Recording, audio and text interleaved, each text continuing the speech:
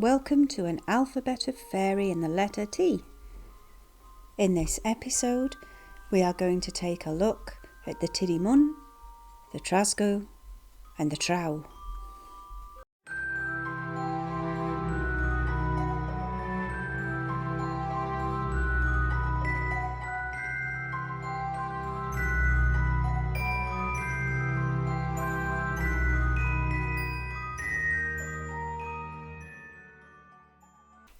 Tiddy Mun, or Little Man, is a water fairy from East Anglia, from the fenlands there.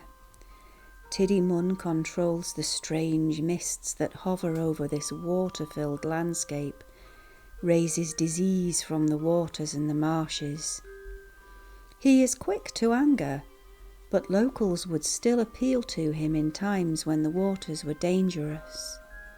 He has his home in deep green watery pools and arises from these at twilight as the mists curl from the water, limping along the pathways as an old white-haired man with a white beard, hair flowing long and lank and matted.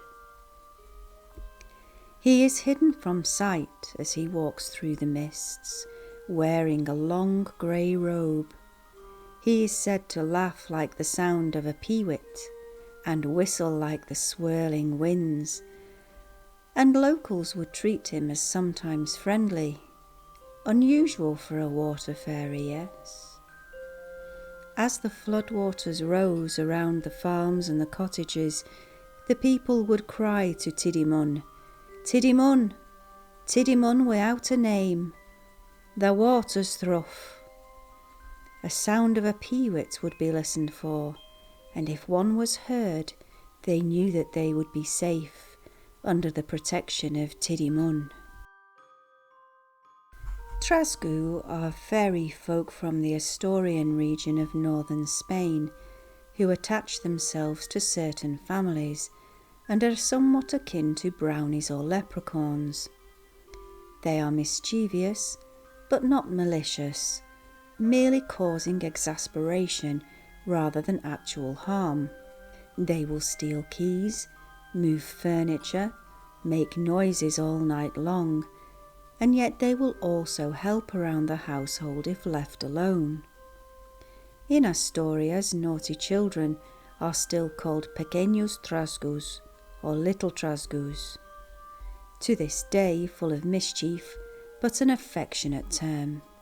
They are said to be around 1.5 foot tall or half a metre, wearing red caps and with a hole in their left hands.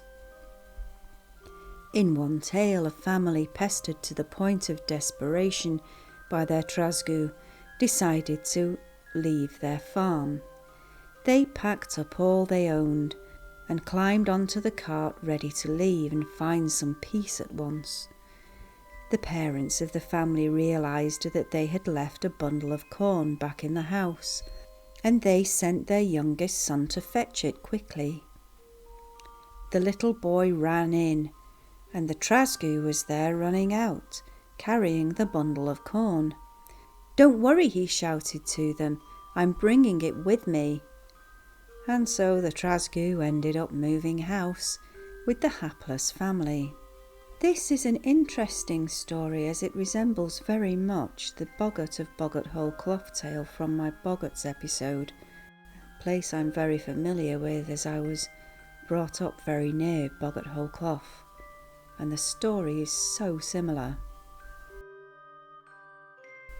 Trows are Scottish fairy creatures from the Shetland Isles and are thought to have their name derived from Scandinavian trolls, which would make sense as Viking raiders and settlers were prevalent in all this part of Scotland. They are also known by the names night stealers or creepers, and there are sea trows and land or hill trows. All kinds though avoid the daylight.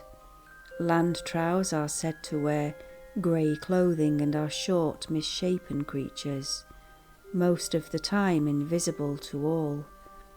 One islander said he could see these fairies dancing their strange henking dance. These folk love dancing and music, especially the fiddle, and there are many, many tales told of musicians kidnapped for a while to play for them, and always rewarded, of course, often with what is known as a trowie shilling, and so always finding money in their pockets should it be needed. Should the musician boast of this arrangement, though, he will never be taken and rewarded again. Their strange dance is known as henking, a peculiar thing to watch. They turn in a circle lopsided, crouched down and arms held long and low in front, most often performed at Yule and at Midsummer, which are their main festivals.